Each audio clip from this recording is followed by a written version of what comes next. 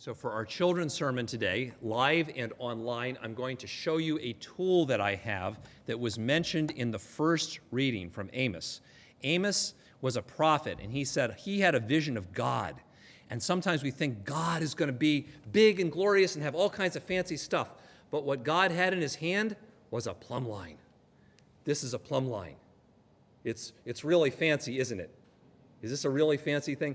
It's just a line with a thing on the end of it, and it could be a rock. But in those days, it probably was a rock. But it was a tool to be able to see if something's straight up and down. So if I put my arm up like this, and I put the line next to it, you see my arm's not straight. But if I do like that, I go, oh, okay, so that's straight up and down.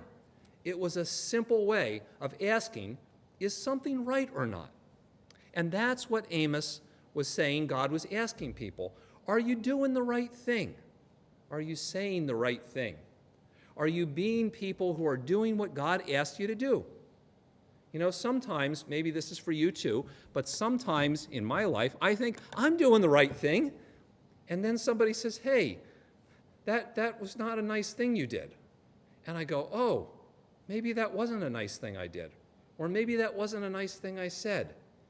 And plumb lines help you to know whether something's right or not, and what Jesus, or what God was asking Amos to do in that reading was to say to people, stop for a second and ask, are you doing the right thing?